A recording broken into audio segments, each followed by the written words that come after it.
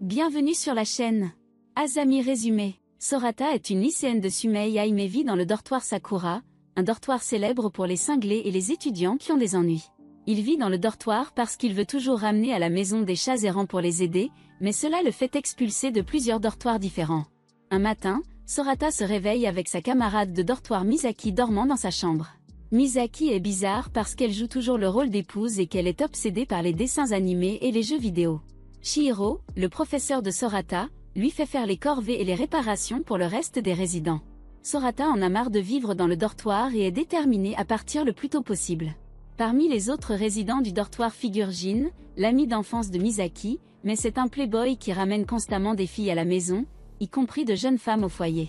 Chihiro, la professeure d'art de Sorata, vit également dans le dortoir et elle cherche constamment à trouver une relation.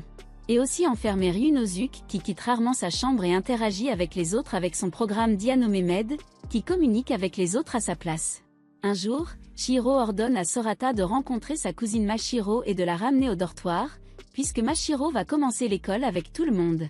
Chihiro donne à Sorata une photo de Mashiro quand elle était petite mais n'explique pas grand-chose. Plus tard dans la journée, Sorata rencontre Mashiro et il la trouve mignonne mais très calme. Il la ramène au dortoir, où ils rejoignent d'autres étudiants talentueux mais désordonnés pour le dîner. Le lendemain matin, Chihiro demande à Sorata de s'occuper de Mashiro pour voir comment elle va, mais quand il se rend dans la chambre de Mashiro et voit ses affaires partout, il se rend compte que Mashiro a du mal à prendre soin d'elle, même à s'habiller. Il lui faut beaucoup de temps pour aider Mashiro à se préparer pour l'école, et ils doivent se dépêcher d'arriver à l'heure.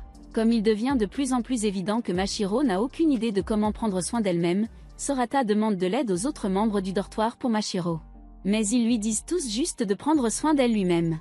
Alors le lendemain, Sorata a du mal à aider Mashiro à s'habiller et il quitte le dortoir sans prendre de petit déjeuner. Il s'arrête dans un dépanneur, où Mashiro mange un petit pain sans le payer, ce qui rend Sorata embarrassée. Plus tard, Sorata est surprise de voir son camarade de classe, Nanami, travailler au magasin avant la rentrée scolaire ce jour-là. À l'école, Mashiro vient voir Sorata et lui dit qu'il n'a pas à la raccompagner chez elle et bien qu'il soit d'accord, il la voit plus tard marcher avec une femme plus âgée nommée Ayano.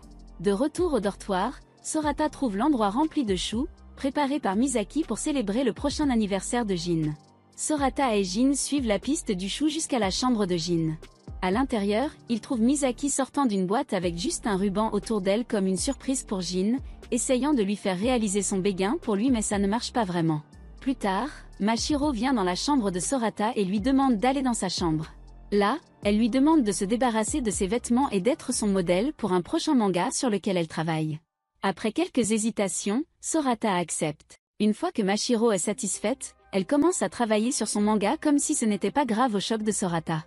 Le lendemain matin, Sorata apprend que Mashiro est en fait un peintre célèbre, mais qui en a marre de peindre et veut devenir un mangaka à la place.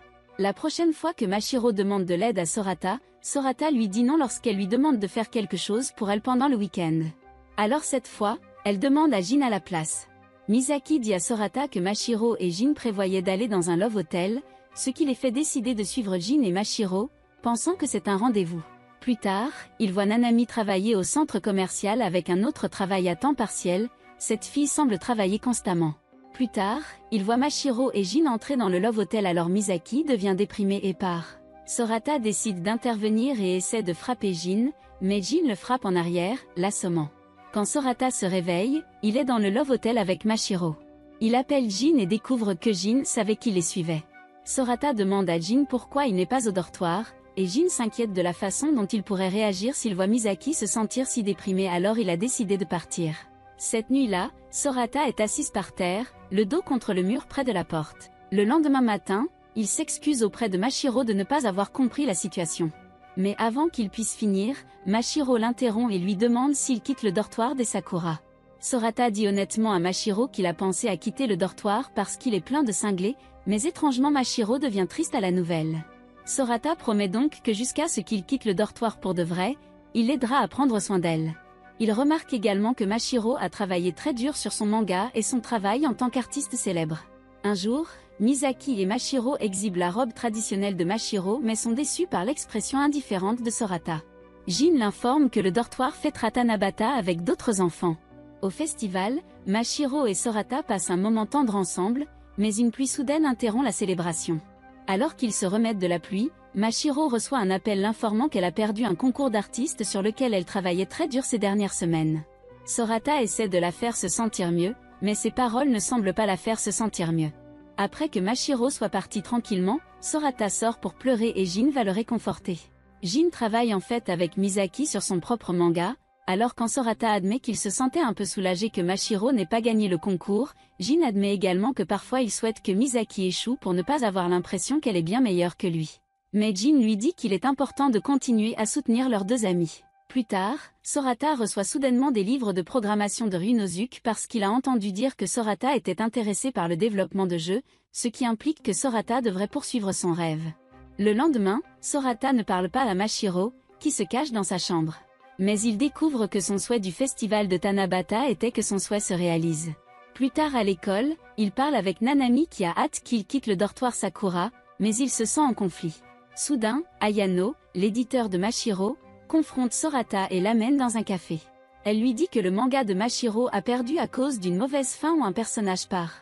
Réalisant qu'il a inspiré son manga, Sorata retourne au dortoir et parle à travers la porte de la chambre de Mashiro, partageant son rêve de faire des jeux vidéo avec Mashiro, mais elle dort malheureusement. Puis il reçoit un appel disant que le manga de Mashiro pourrait être publié si elle change la fin. Quand Mashiro se réveille, il lui annonce la bonne nouvelle. Elle lui demande de l'appeler Mashiro au lieu de Shina, qui est son nom de famille, indiquant qu'il se rapproche. Jin et Misaki disent qu'ils ont tout entendu, embarrassant Sorata. Sorata décide finalement qu'il restera au dortoir Sakura. Au fil des semaines, Mashiro a du mal dans ses cours, alors Sorata l'aide à étudier pour les examens de maquillage. Mais il s'avère que Mashiro a une mémoire photographique et se souvient rapidement de tous les tests pratiques. Le lendemain matin, Mashiro réussit très bien ses examens alors elle et Sorata rencontrent Nanami, qui est fatiguée d'avoir trop travaillé. Il découvre que les parents de Nanami ne soutiendront pas son rêve de devenir doubleuse, alors elle doit faire de nombreux boulots. Sorata suggère à Nanami de déménager dans le dortoir Sakura, plus abordable, et elle accepte. Quand ils arrivent au dortoir Sakura, Nanami veut aider à prendre soin de Mashiro. Mais ce n'est pas facile, et Nanami fait face à des défis. Sorata utilise le temps supplémentaire de l'aide de Nanami pour travailler sur un jeu pour une compétition et commencer à devenir développeur de jeux. Il demande des commentaires à Ryunosuke mais se rend vite compte qu'il a encore beaucoup à améliorer. Cette nuit-là, Sorata quitte sa chambre et trouve Nanami endormie à une table épuisée de travailler tous ses emplois à temps partiel. Ils finissent par se disputer intensément où Nanami doit travailler pour qu'elle puisse poursuivre son rêve de doubleuse, mais Sorata pense qu'elle se surmène à mort. Leur dispute ne se termine pas proprement et Nanami continue de trop travailler, surtout parce qu'elle a remarqué à quel point Mashiro est dévoué à son manga. Pendant ce temps, Sorata découvre que Jin va dans une université différente de celle de Misaki, ce qui pourrait être terrible pour le béguin de Misaki pour lui. Il réconforte Misaki quand elle pleure à propos de Jin dans sa chambre. Plus tard dans la soirée, Sorata soumet son jeu à la compétition, dans l'espoir de faire sa grande pause. Les jours passent et il est bientôt temps pour la performance vocale de Nanami de prouver ses talents de comédienne vocale. Mais Nanami est tellement fatiguée de surmenage qu'elle peut à peine se tenir debout. Les autres essaient de l'arrêter, mais Mashiro intervient et leur demande de laisser partir Nanami. Elle aide Nanami à se rendre à sa performance, et Sorata et Mashiro attendent dehors les résultats. Malheureusement, quand Nanami sort de sa performance, elle a l'air très triste, et quand il commence à pleuvoir, Sorata la réconforte. Le lendemain matin, Sorata se rend dans la chambre de Nanami et voit que Mashiro a tenu la main de Nanami toute la nuit parce qu'elle se sentait responsable. Nanami se rend compte de son erreur et redonne la responsabilité de s'occuper de Mashiro à Sorata, elle a donc plus de temps pour se concentrer sur sa carrière de doubleuse.